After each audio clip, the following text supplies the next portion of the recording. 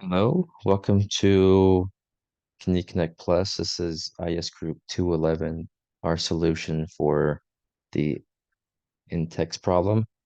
Um, so my name's Cameron. I'm going to be your Safari tour guide as I guide you through our program here, our application. I'm going to try to be as thorough as possible, try to make sure I don't miss anything, and show you all the features that our app has to offer. So right here, when the user first comes to the program, first opens and is brought to the application, they're going to be brought here to the login page. The user has three options when they're here. They can log in and visit the About page, and they can do this without logging in, just so that way they can come and learn more about the application, learn more about kidney disease, um, its risks, and as well as what leading causes to kidney disease. So they're brought here. And if the user, before logging in, like I said, they can come here. But if you notice they have the navigation bar here at the top, the user comes here and tries to access these other parts, they'll be brought back to the login page because they can't access those without first being logged in. So I've gone through and I've deleted information from the database that we can have a fresh start. And I can show you exactly what the user will experience. So if they come in here and try to enter invalid credentials, I'm going to use user and admin because I'm going to create this user here in a second. It's going to say user not found. And so we'll go, okay, fine. We'll go in here and we'll sign up. So first, we're going to come over here into our first name. We'll say we are DeMarcus Cousins. And then we'll do date of birth. Do this February 1st, sure. And I'll show you if we have an incomplete form here, sign up sheet isn't complete. All these fields are required. So if you try to do sign up, that's going to prompt you saying, please fill out this field. This autofills to female right there, but we'll change that to male. Weight, we're going to say we're 250 pounds. Height, we're going to be 96 inches. Comorbidities, we have options of diabetes, high blood pressure, cardiovascular disease, and lung disease.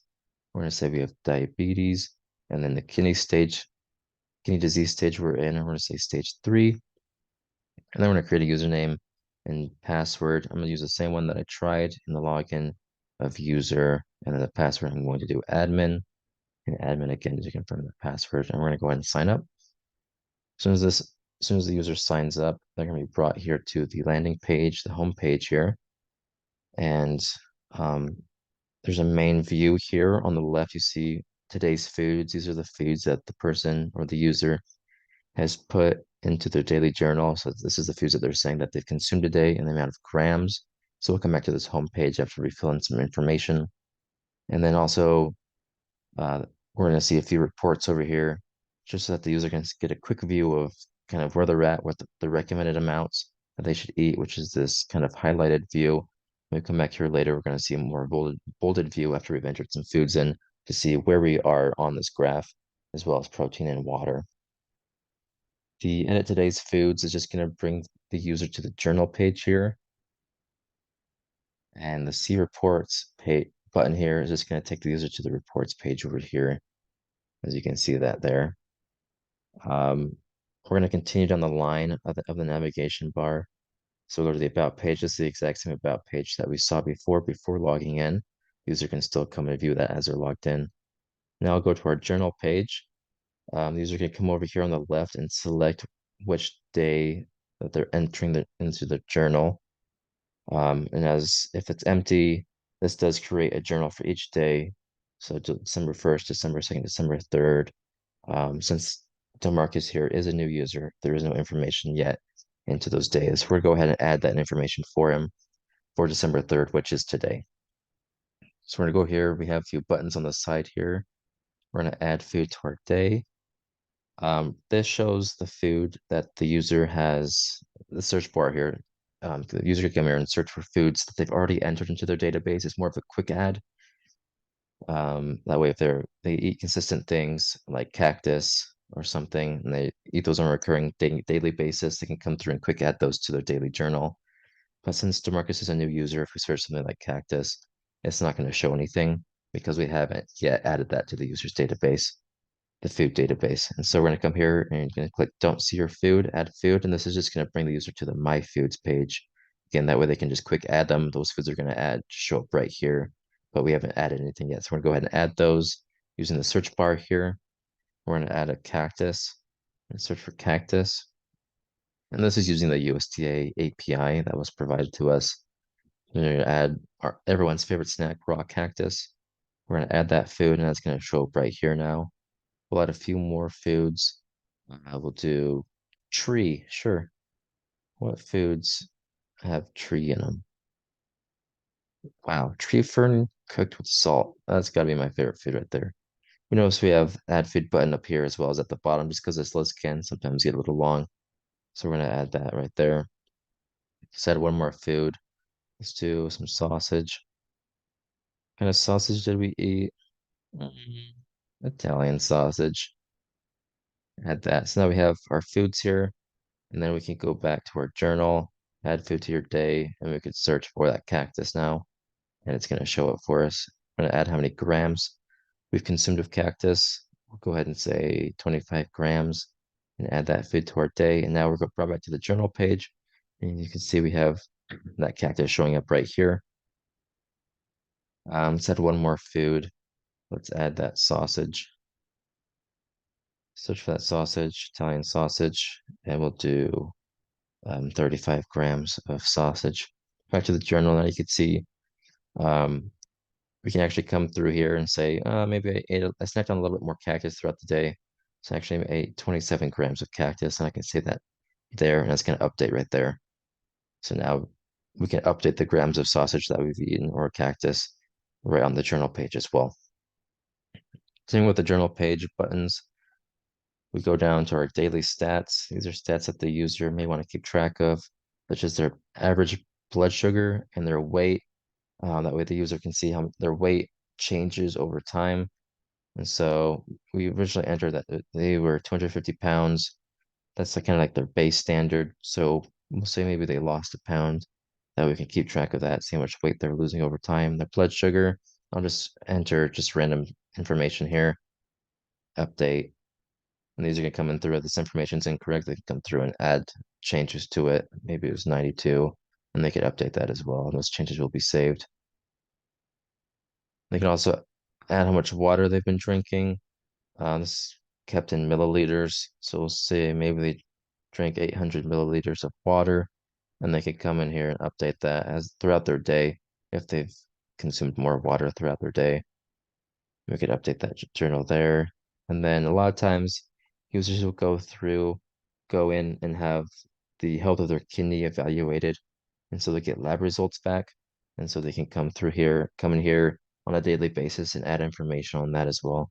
So I'll just enter random values in here just to save time and add to the journal. And again, they can come through and update these if they want. And those changes will be saved. So that's the journal page. Um, and again, they could go through here and change the date. And all these are based on the day that they are entered. And so that way all this information can be changed by daily. Go to the reports page, which is next. Come here, and now you can see we're getting some information about their consumed micronutrients versus their recommended micronutrients. This is based on the food they've eaten. So it'll show how much sodium we've consumed, potassium and phosphorus, and our recommended values. We also see our protein and the water consumed. We have our alerts on the side here, letting us know that our sodium count is low, as well as our potassium, phosphorus, protein, and water level. And it's going to give us some recommendations of how we can increase those by eating bread, chicken, cheese to increase our sodium, potassium, banana, beans, orange juice, et cetera, and then try drinking more water. These also change based on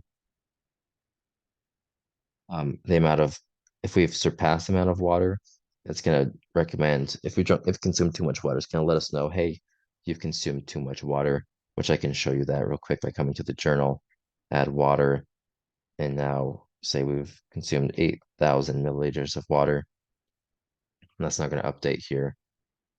We've now surpassed our recommended amount, and it's going to say your water is 4.3 liters above the range of daily recommended allowance. Good job drinking water, but maybe ease up a little bit. Additionally, a very cool thing about the reports page is all these recommended values are dynamic. And so you can come here and look at the protein recommended value is 68. And that's based on the stage that we're in. So if you go to the user page here, this is where a user can come in and update their information, their name, their weight, their height, their stages of kidney disease. So say things worsen, we've gone from stage 3 to stage 5 of kidney disease. We can update that there. And if you, as remember, a protein recommended value was 68, now it is increased to 136. So that is how those change dynamically. It's also based on height and weight. And then journal date, we can show, and this just shows information based on the journal. So if you don't have any information entered for yesterday, it's not going to show us anything. So it shows us by day. So we'll go back to the third here. And then we'll go back to this is the My Foods again. And we could come through here and we can delete foods if we decide not to use them again. Come in here and delete the food. It won't let us delete food if it has already been entered into our journal. So if you remember we used cactus, we can try deleting it. It's going to say raw cactus has been used in a journal entry and can't be deleted. The last page is our user page, which I've already shown you, where a user can come through and update their name, weight, height, and stage of kidney disease, just because this information is very important for us as we want to dynamically show information that is personalized to them and their recommended values. And lastly, if we go back to the home page, now we can see the foods that we've consumed today, our raw cactus, our Italian sausage, the amount of grams we've consumed, as well as a quick show of our reports here. That way we can get a live update of what's going on and what we're putting into our body. And we can just have a quick view here if we just want to see the home page. And that is our application. That is KidneyKonnect Plus. When the user is done, they can come over to user and log out. And that's the end of the application. That's the whole process. I hope you enjoyed this wonderful tour of our application. I was your tour guide, Cameron, and that's all I have for you. Cameron out.